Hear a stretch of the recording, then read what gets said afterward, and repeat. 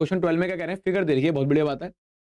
A B B C and median A D क्या कह रहे हैं, वो रिस्पेक्टिवली प्रोपोर्शनेट हैं इसके पी क्यू क्यू आर और पी एम के। जरा देखते हैं गिवन में क्या कह रहे हैं एक बार ढंग से। मतलब ए बी बी सी और ए डी तीनों क्या हैं, प्रोपोर्शनेट है किसके, पी क्यू, ठीक है, और आपका क्यू आर और आपका पी एम इनके, ठीक है। तो ये गिवन हो गया। अब आपको क्या प्रूव करना है कि ये जो दो ट्राइंगल हैं सिमिलर हो जाए। मतलब टू प्रूफ क्या करना है आपको कि जो दो ये ट्राइंगल है, मतलब ट्राइंगल ए बी सी, वो सिमिलर हो जाए ट्राइंगल पी क्यू आर के, ठीक है। ये टू प्रूफ करना है आपको। अब देखो, बड़े वाला ट्राइंगल ए बी सी को पी क्यू आर के सिमिलर करना है, वो कर तो देंगे हम, बट करेंगे कैसे, क्राइटेरिया लगा के। अब वो क्राइटेरिया आएगा कहां से, गिवन से। तो एक बार चेक करते हैं कि गिवन में जो चीजें दे रखी है, मतलब अगर मैं एबीसी और पीक्यू को सिमिलर करना चाहूं, देखो ट्रिपल एस तो दे ही रखा है, पर क्या यूज हो पाएगा, जरा चेक करते हैं। ए बी अपॉन में पी क्यू, ये तो कॉरस्पॉन्डिंग है। बी सी अपॉन में क्यू आर, ये भी कॉरस्पॉन्डिंग है। But A D upon PM, देखो ए डी यहाँ पे है नहीं, पीएम यहाँ पे है नहीं, तो ये कॉरस्पॉन्डिंग नहीं है। तो यहाँ तो मुझे तीसरा एंगल ढूंढना पड़ेगा, या तो तीसरी साइड। साइड तो देखो ना, तो कुछ ऐसे यहाँ पे वो दे रखे हैं, मतलब साइड्स के मेजरमेंट के मैं करके देखूँ एक बार, तो एंगल ही ढूंढ सकता हूँ मैं, पर एंगल मिलेगा कहाँ से। तो यहाँ पे क्या करना है आपको, यहाँ पे एक चीज और गिवन दे रखी है, अगर आप देखो तो A B A D and P M are median, है ना। अब मेरे पास जरा ध्यान से समझना, आपको तरीका तो पता लग गया ना कि इन दोनों ट्राइंगल्स में दो चीजें तो हैं, डबल एस, एक एंगल ढूंढना है। उन एंगल को ढूंढने के लिए आप मेरी बात समझो और जाओ इन ट्राइंगल ए बी डी, छोटे वाले ट्राइंगल में ए बी डी दिख रहा है आपको, ए बी डी और पी क्यू एम में, in triangle P Q M, A B D और पी क्यू एम दिख रहा है सबको, छोटे वाले ट्राइंगल देखो, ए बी डी ये रहा और पी क्यू एम ये रहा। इन दो ट्राइंगल को ना मैं सिमिलर करूं। अब बोलोगे सर क्यों कर रहे हो, पता लगेगा। देखो गिवन में क्या दे रखा है हमें, ए बी किसके, पी क्यू के, है ना, बी सी किसके, क्यू आर के, और ए डी किसके, पी एम के। अब आप बोलोगे कि सर चलो मान लिया एक सेकंड का वो सिमिलर करना है, बट तब भी सर ये तो यूज नहीं कर सकते आप, क्योंकि देखो ए बी पी क्यू की ये तो सही है, ए डी पी एम की ये भी सही है, पर इसका क्या करोगे, इसका भी मेरे पास इलाज है।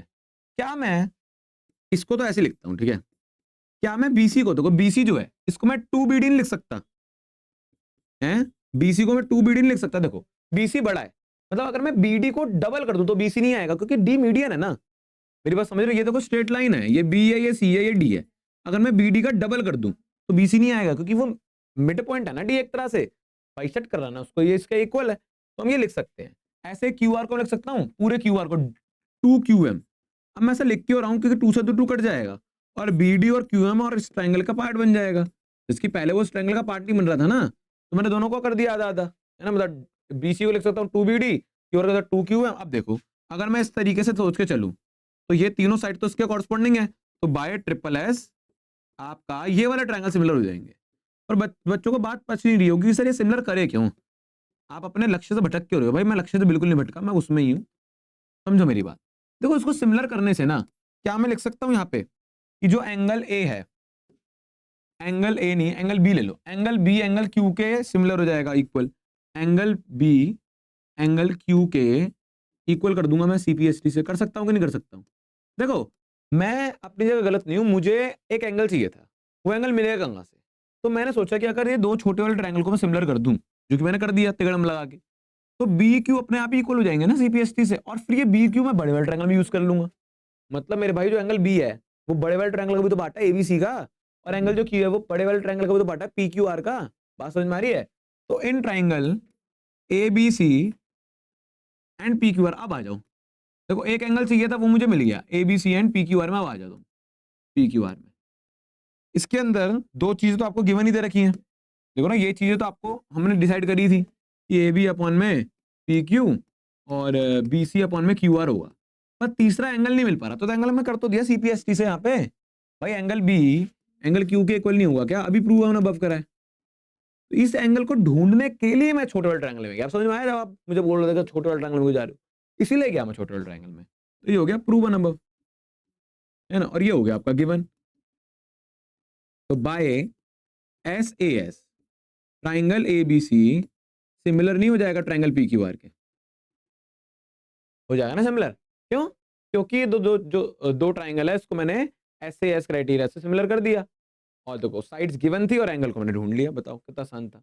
बस सोचने वाली बात थी इसके अंदर, ये कैसे करना है।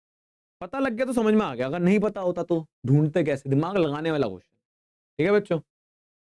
अच्छा यहाँ पे जब आप 2 लिख रहे थे ना, लिख देना रीजन में कि AD and PM are median, PM are median, ताकि आप ये बता पाओ कि हाँ भाई मैंने डबल का इफेक्ट क्यों दिया, क्योंकि तो हरदम नहीं आता डबल का इफेक्ट। BC BD का डबल इसलिए ही हुआ क्योंकि वो D मिड पॉइंट था, मिड है ना, तभी तो बोलता हूँ हाफ का इफेक्ट है, डबल का इफेक्ट बनता है। अब आगे देखो 13वां,